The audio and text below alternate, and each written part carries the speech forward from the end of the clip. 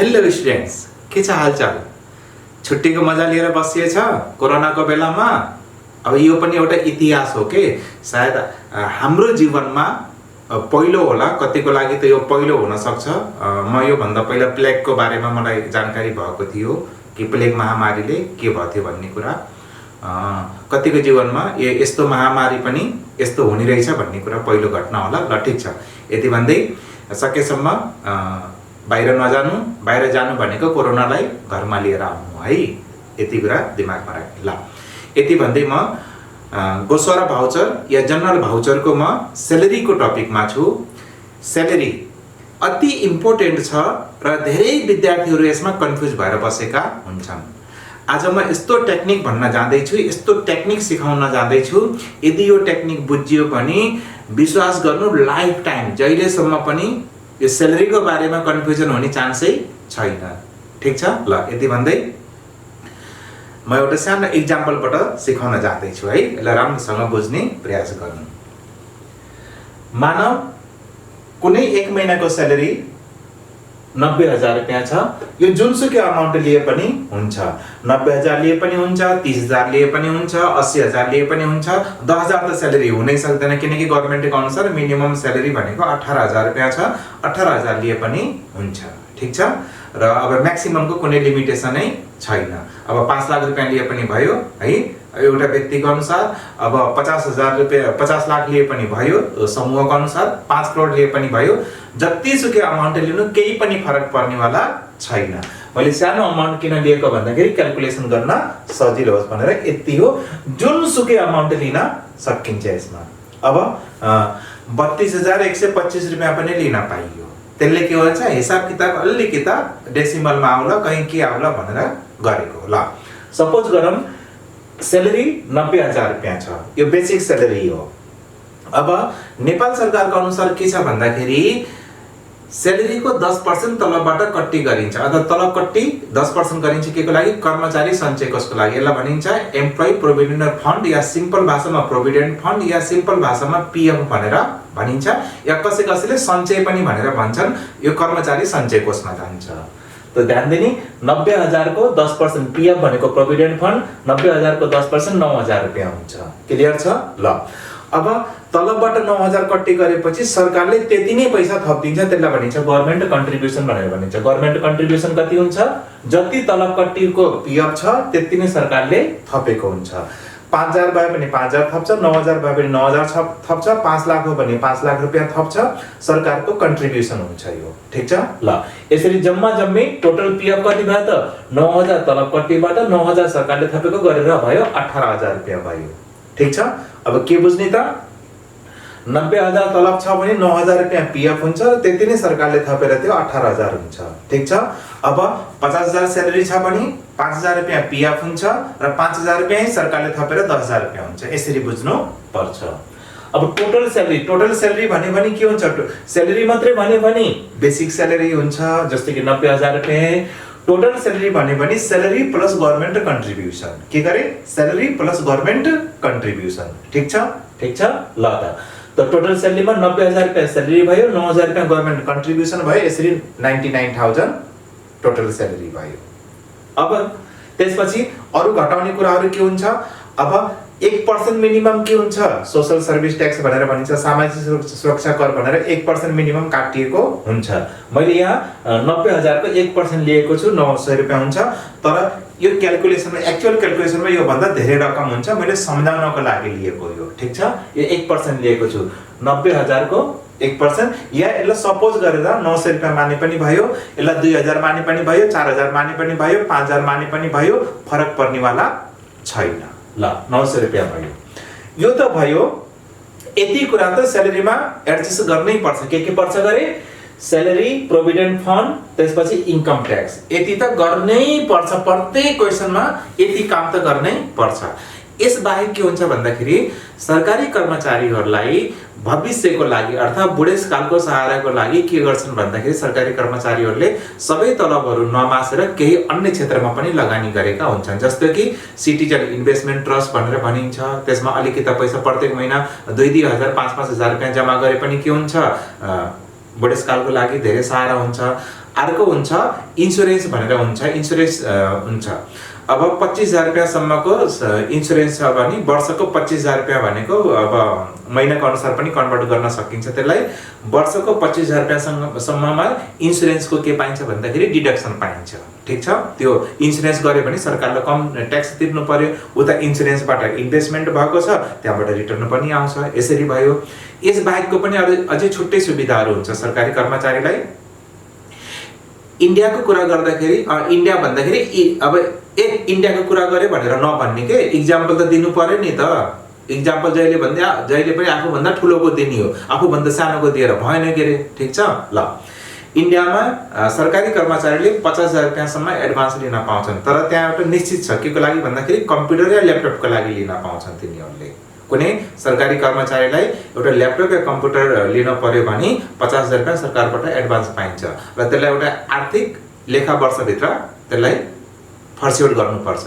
अमेरिकामा 3 महिनाको स्यालेरी बराबर एडभान्स पाइन्छ, अर्थात् जति उसको स्यालेरी छ त्यसको 3 महिना बराबरको उसले के पाउँछ त एडभान्स पाउँछ। ठिक छ। नेपालमा ठ्याक्कै अमाउन्ट कति हो मलाई जानकारी भएन।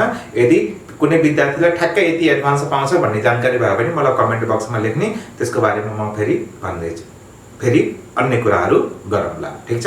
यसरी अब जो एडभान्स स्यालेरी जो लिएछ नि कर्मचारीले, त्यसलाई अब के गर्नुपर्छ भने बिस्तारै तलबाट कट्टी गर्दै जानुपर्छ।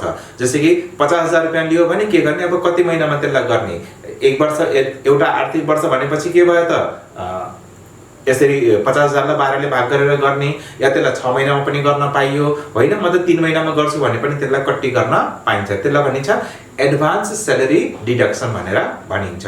यसरी कर्मचारी सञ्चय कोषबाट पनि के हुन्छ भन्दाखेरि आफूले जम्मा गरेको पैसाको 90% सम्म निकाल्न पाइन्छ। कति गर्यो, आफूले जम्मा गरेको पैसाको 90% सम्म निकाल्न पाइन्छ।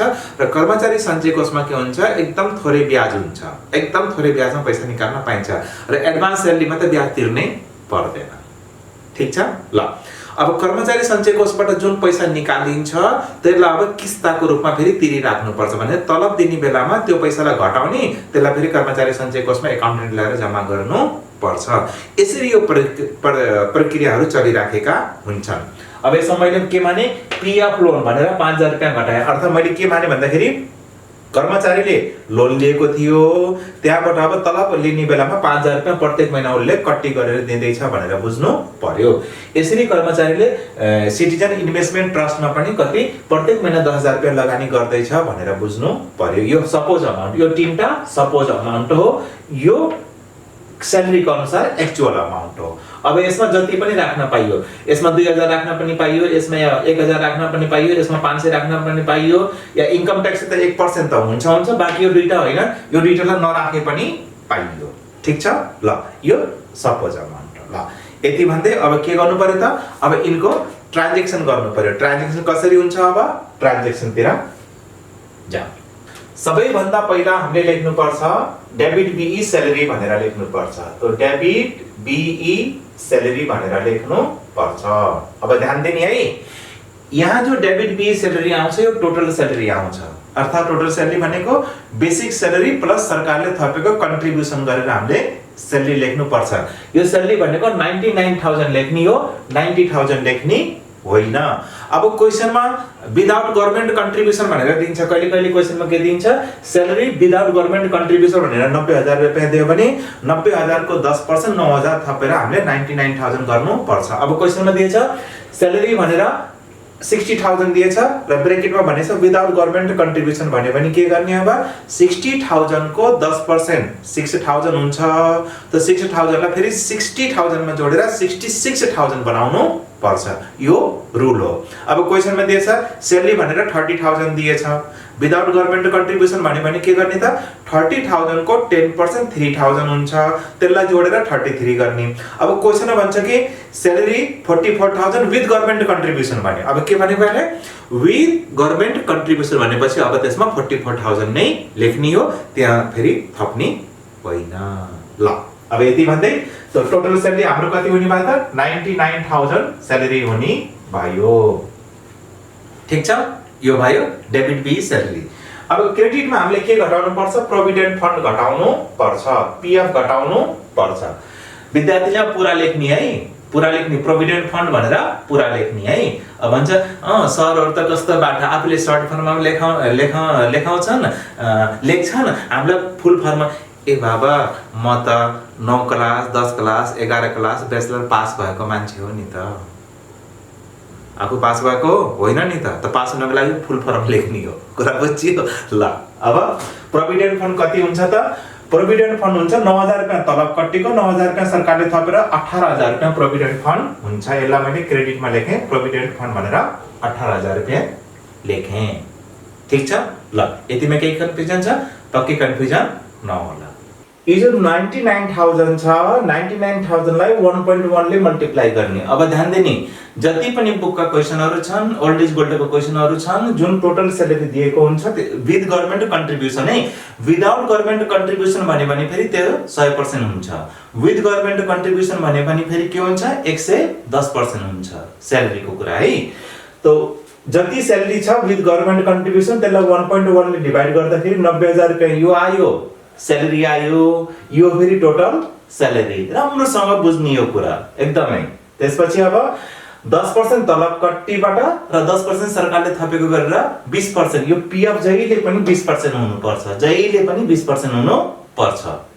ठीक छ ल। यो भयो। अब यसपछि हुन्छ इन्कम ट्याक्स भनेर हुन्छ। इन्कम ट्याक्स मैले सर्टको प्रयोग गरेको छु, income tax, credit income tax. अब इन्कम ट्याक्स हामीले कति निकालेको छौं 1%। अब कोही क्वेशनमा 1% नदिएर सिधा रुपैयाँ तोकेर दिन्छ, जस्तै कि 5000 रुपैयाँ देला, 7000 रुपैयाँ देला, स्यालेरीको अनुसार हुन्छ त्यो, स्यालेरीको अनुसार। मैले 1% निकाल्दाखेरि 900 रुपैयाँ आएको छ। अब क्वेशनमा 3000 रुपैयाँ तलब तो इन्कम ट्याक्स तोकेर दिएछ भने यहाँ 3000 नै लेख्ने हो। ठीक छ। तो यहाँ मैले लेखेँ 900 रुपैयाँ लेखेँ, इन्कम ट्याक्स भनेर लेखेँ मैले, क्रेडिट इन्कम ट्याक्स। ठीक छ ल। अब त्यसपछि पीएफ लोन छ, सपोज 5000 रुपैयाँ छ। यो पीएफ लोन भनेको हामीले कर्मचारी सञ्चय कोषबाट लोन लिएका छौं। अब यो महिनाको तलबबाट हामीले कट्टी गरेर दिँदै छौं। तो क्रेडिट पीएफ लोन भनेर 5000 मैले यो पनि लेखेँ, credit PF loan, credit PF loan भनेर। यहाँ पीएफ लोनको ठाउँमा एडभान्स स्यालेरी पनि हुन सक्छ। ठीक छ, एडभान्स स्यालेरी पनि भनेको हुन सक्छ। र त्यसपछि एउटा लिएछौं हामीले सिटिजन इन्भेस्टमेन्ट ट्रस्ट भनेर, credit CIT, credit CIT, credit CIT, citizen investment trust भनेर नेपाल सरकारको अधीनमा एउटा संस्था छ जहाँ पैसा जम्मा गरिन्छ। यो क्वेशनमा हामीले एक्जाम्पल मानेका छौं 10000 रुपैयाँ को, 10000 रुपैयाँ ल। यसरी क्वेशनमा यी डाटाहरु हुन्छन्। यसबाहेक अझै के पाइन्छ यहाँ पीएफ लोनको ठाउँमा एडभान्स स्यालेरी पनि हुन सक्छ। ठीक छ, लगभग यही डाटाहरु क्वेशनमा आउने हो। अब बाँकी बचेको रकमलाई के भनिन्छ क्रेडिट एनआरबी या डीटीसीओ। अब बुझ्ने, राम्रोसँग बुझ्ने। स्यालेरीको पैसा दिएको छ भने यो ब्यालेन्सिङ फिगर हुन्छ। कहिले कहिले बैंकको पैसा अर्थात एनआरबी को पैसा दिएको हुन्छ, त्यो स्थितिमा फेरि स्यालेरीलाई ब्यालेन्स फिगरमा राख्नु पर्छ। रिपिट, स्यालेरीको पैसा दिएको छ भने यो ब्यालेन्सिङ फिगर हुन्छ। कहिले कहिले क्वेशनमा एनआरबी को पैसा दिन्छ, त्यो स्थितिमा फेरि स्यालेरीलाई ब्यालेन्स फिगरमा राख्नु पर्छ। ठीक छ ल। अब योबाट यो यो यो यो माइनस गर्ने। ठीक छ, माइनस गरेर लेख्ने जति पैसा आउँछ त्यो बैंकको पैसा हुन्छ। योबाट यो सबै घटाएपछि हाम्रो बच्छ 65100 रुपैयाँ हाम्रो बचेको हुन्छ। यो हाम्रो हुन्छ एनआरबी डीटीसीओ भनेर हुन्छ। बस। अब यो क्वेशनको मैले मेन पोइन्ट सिकाउँदै छु। अझैसम्म के थियो त? अझैसम्म त कन्सेप्ट छ। अब यसको मेन पोइन्ट बुझ्ने, मेन पोइन्ट भनेको के हो राम्रोसँग बुझ्ने। यो हुन्छ 110%। अब भनिन्छ सर पर्सेन्ट त जम्मा 100 हुन्छ, 100 मा 10% थपे भने 110 हुन्छ, 100 मा 50% थपे भने 150% हुन्छ। 10 क्लाससम्म के सिकाएको हुन्छ? पर्सेन्ट भनेको 100 हुन्छ, होइन 11 क्लास देखि पर्सेन्ट भनेको 900 1000% पनि हुन सक्छ। 1000% को पनि त सिम्बल छ नि त। ए 100% को लागि हामीले यसको प्रयोग गरिन्छ, 1000 को लागि हामीले गरिन्छ यसको प्रयोग गरिन्छ। मैले कहिले कहिले क्लासमा सिकाउने गर्छु यो 1000% सम्म को क्याल्कुलेसन हुन्छ। पर्सेन्ट 100 मा एउटा हुन्छ थोप्लो, 1000 मा दुईटा हुन्छ, त 1000% सम्म क्याल्कुलेसन हुन्छ। ठीक छ, ल बुझ्नी। यो थियो 100% तलब प्लस 10% सरकारले तलब कट्टी गरेको गरेर 110% हुन्छ। यो जहिले पनि 20% हुन्छ, पीएफ जहिले पनि 20% हुन्छ। स्यालेरी को क्वेशनमा पीएफ जहिले पनि 20% हुन्छ। ठीक छ, ल त्यसपछि यो सबैलाई जोडेर यो हुन्छ 90%। अब यो 90% भित्र के पर्छ? 90% भित्र पर्छ इन्कम ट्याक्स पर्छ, पीएफ लोन या एडभान्स स्यालेरी पर्छ, कर्मचारी सञ्चय कोषमा उसमा सीआईटी मा जम्मा गरेको हुन्छ त्यो पर्छ र बैंक गरेर यो सबैको टोटल 90%, पीएफ 20% र total salary with government contribution भनेर भनिन्छ। यो भनेको 110%। अब यति कन्सेप्ट बुझियो भने जस्तो सुकै क्वेशन पनि गर्न सकिन्छ। यदि यो कन्सेप्ट बुझिएन भने यो स्यालेरी को कहिल्यै पनि बुझिन्न। ठीक छ, ल अब क्याल्कुलेसन गरेर हेर्ने है। 20% बराबर 18000 रुपैयाँ छ भने 110% बराबर कति हुन्छ भनेर क्याल्कुलेसन गरेर हेर्ने यही आउँछ। 20% बराबर 18000 छ भने 90% बराबर कति आउँछ? यो सबैलाई जोडेको रकम आउँछ। जति सुकै जुनसुकै हिसाबले हिसाब गर्ने। अब 110% बराबर 99000 छ भने 20% बराबर कति हुन्छ निकाल्दा यो आउँछ। 110% बराबर 99000 छ भने 90% बराबर कति छ भन्दाखेरि यो सबै जोडेको पैसा आउँछ। यति म्याथको अनुसार क्याल्कुलेसन गरेर हेर्ने, यति बुझियो भने स्यालेरी भनेको केही पनि होइन। ल अब यसको नरेसन लेख्नु पर्छ। being salary paid after deducting PF, IT, PF loan and CIT भनेर यसलाई मैले नरेसनमा लेखेँ।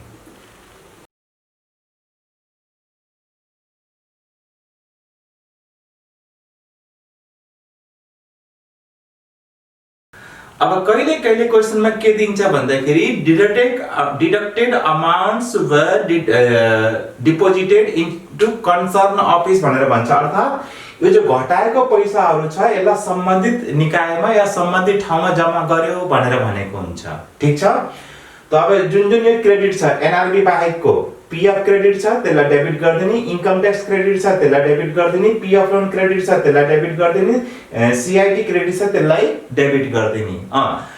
एडभान्स स्यालेरी छ भने त्यसलाई डेबिट गर्ने होइन। ठीक छ, एडभान्स स्यालेरी छ भने त्यसलाई छोड दिने हो। एडभान्स स्यालेरी बाहेक जे छ यो जो क्रेडिट क्रेडिट क्रेडिट क्रेडिट छन् यिनलाई डेबिट गर्दिने हो सबभन्दा पहिला। जस्तो कि यही क्वेशनको कुरा गर्दाखेरि मैले के गर्नु पर्यो? डेबिट पीएफ कति छ? पीएफ 18000। त्यसपछि अब डेबिट गर्नु पर्यो इन्कम ट्याक्स कति छ? 900। त्यसपछि फेरि डेबिट गर्नु पर्यो पीएफ लोन कति छ? PF loan 5000। फेरि डेबिट गर्नु पर्यो सीआईटी कति छ? सीआईटी 10000। अब यो सबैलाई क्रेडिट एनआरबी डीटीसी हो। एनआरबी डीटीसी हो सबैलाई जोडेर यहाँ लेख्नु पर्यो। यो हुन्छ 18 5 23 10 33 33900 रुपैयाँ यो भयो। अब हामीले नरेसन लेख्नु पर्छ। Being deducted amount deposited into concern offices। ल यसरी यो ट्रान्जेक्सन यहाँ सकियो।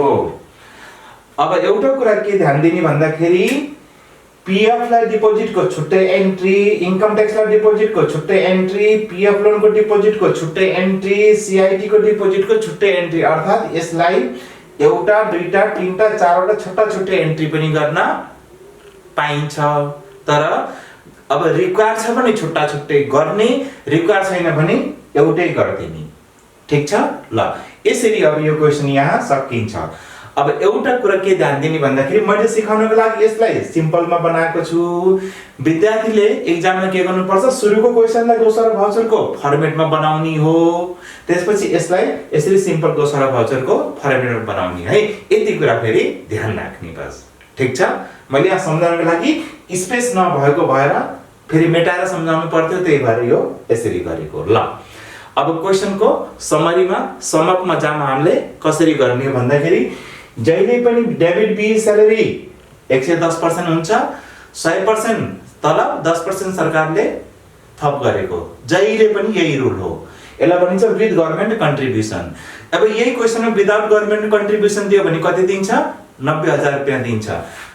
कोही भन्छ स्यालेरी अफ द मन्थ 90,000 ब्रेकेटमा दिन्छ विदाउट गभर्नमेन्ट कन्ट्रिब्युसन भन्यो भने के गर्ने त, त्यो 100% हो, त्यो 90,000 को 10% थपेर 110% आफैले गर्दिने हो। क्वेशनमा टोटल स्यालेरी 90,000 भन्यो भने फेरि त्यो के गर्ने हो त, त्यसमा गभर्नमेन्ट कन्ट्रिब्युसन छ भनेर आफैले बुझ्नु पर्छ हो। त्यस्तै क्वेशनमा टिचरले क्वेशन बनाउन नजानेर गलत डाटाहरू दिएका थुप्रै क्वेशनहरू छन्। ती क्वेशनहरुबाट सचेत हुने, त्यस्तो कुनै छ भने कमेन्ट बक्समा लेख्ने, म त्यसको सोलुसन गरेर दिने छु ल। ठीक छ। त यो 110% हुन्छ, पीएफ जहिले पनि 20% हुन्छ र बाँकी बचेको 90% हुन्छ। यो कन्सेप्टलाई राम्रोसँग बुझ्ने। अब यति बुझ्यो भने स्यालेरीमा केही पनि छैन। अब यसपछिको जो क्वेशनहरु हुन्छन् मैले सिम्पल तरिकाले यसलाई सोलुसन गरेर क्वेशनहरु दिने छु। यो एडभान्स र स्यालेरी को लगभग 4-5 वटा भिडियोहरु हुन्छन्। यो पहिलो भिडियो हो, यसपछि दोस्रो, तेस्रो, चौथो, पाँचौं पनि भिडियो हुँदै जान्छ। त्यही भएर सबै सिरिजलाई लगातार हेर्दै जानु होला। फेरि पनि केही कन्फ्युजन छ भने के गर्ने हो त, कमेन्ट बक्समा लेख्ने। 100% मैले समस्याको समाधान गर्ने छु। यति भन्दै भिडियो हेर्नु भएकोमा धेरै धेरै धन्यवाद। जय गुगल, जय युट्युब, जय सोशल मिडिया। स्वस्थ रहनु होला, कोरोनाबाट बस्नु होला, आफ्नो परिवार र आफूलाई माया गर्नेलाई केयर गर्नु होला।